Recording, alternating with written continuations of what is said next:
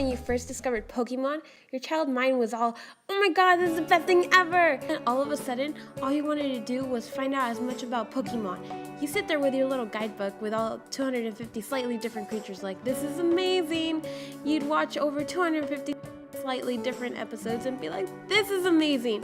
You'd play card games and video games and talk to your friends about Pokemon because it was so friggin' amazing. That's sort of what it's like when you have your first orgasm. You have your first orgasm and then it's like, oh my god, this is so freaking awesome! And then all of a sudden, all you want to do is have more orgasms. You sit there with your little guidebook, you're like, this is amazing. You watch lots of videos online and you're like, oh my god, this is amazing. You play card games and talk to your friends because orgasms are so freaking amazing. Then in your 20s, you sort of got used to all that stuff. You're very much aware of which bits go in which holes and what bits you like. The truth is now that you're not an awkward, shy teenager anymore. So, you know how I have respect for women? Too much. I don't think you can have too much respect for anything, can you? Yeah, you seem like the sort of guy who puts women on a pedestal. Well, that's not really what I mean. I mean, like, I've never seen a woman as a sex object or anything like that. Oh, okay. So you mean sexually, like you respect women. Yeah, exactly. I'm not one of these people who goes out there and is all like, yeah, gonna get me some pussy or anything, you know. I need to know a fair bit about the person, their personality. I wouldn't just use someone for sex. Yeah, but I mean, women do that to men. It's not like we're just treating them as sex objects. It's more like, oh, there's a nice man, I'd like to have sex with them. Yeah, but if you don't know the name or anything, then sex is the object, so he's like a sex object. I can learn its name during sex. So anyway, you have respect for women. I have respect for women. So anyway, I'm fucking this bitch the other day, and she says she's into roleplay, and we start off this scenario where we're in the woods. And she's like, yeah, you tie me down to a tree. And I'm like, yeah, I tie you down to a tree and I begin taking off all your clothes. Wait. I don't have to imagine you fucking someone. So instead of you and this girl, let's go for a can of tuna and a piece of bread. Okay, so I'm a can of tuna fucking a slice of bread. And we're in the woods and I'm taking off all her clothes and then I'm like, yeah, I start kissing you all over. And she says, yeah, stop rubbing mud on me. She doesn't loaf around. So I'm like, yeah, I rub mud all over you because you're a dirty animal. And she's like, these college students are coming back and they find us and they watch. Did she need an audience? So I'm like, yeah, they're watching, but I don't care. I just keep going. So the boys watching have fully risen. And she's like, they all get their cocks out and start masturbating, and they all take turns to finish on my face while you pump away. Pumpernickel. And then she's like, and then this dog comes. Oh. And she wants the dog to take her from behind while she sucks me. Oh, this took a turn for the worse. Luckily she finished because I was going limper than a stroke victim's handshake.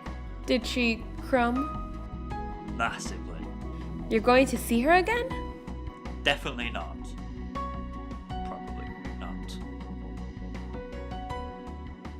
Oh, lucky. It's your favorite book, 50 Shades of Grey. That's not my cup of tea. Not enough anal. Here's an interesting question. Would you prefer a dildo or a finger up your ass? Neither. Oh, come on. You men love things up your bum. There's a G-spot up there and everything. Finger or dildo? Is it my finger or hers? Hers. Dildo. Oh. What do you mean? Like you were all, oh, I don't want anything up my asshole, but now you've pushed me slightly. I'll have the big dildo. Yeah, but fictional woman uses her hands for everything. Every time she's touched anyone's kids or shook anyone's hands, I'd be thinking, I know where that's been. You can return a dildo, but you can't return a finger. What if she wore gloves? No, it's still her finger in my rectum. Also, you can't return a dildo. Really? Obviously not. You're just gonna go back to the sex shop with your shitty dildo and be all, hey there, I want to return this dildo. I thought you could return anything. Not if it's been in your anus. I don't know it's been in my anus. It could have been a gift from my girlfriend. That's not any better. What if it doesn't work? How can a dildo not work? Its entire existence is formed from being shaped like a penis and using it to fuck yourself. Well, like, what if it was a vibrating one and it didn't vibrate? They still aren't gonna let you return it. That'd be a right waste of money. Dildos aren't exactly expensive. I'm sorry I didn't consult the dildo price index this morning when I came out. I thought there would be like, super expensive luxury ones. I'm sure there are.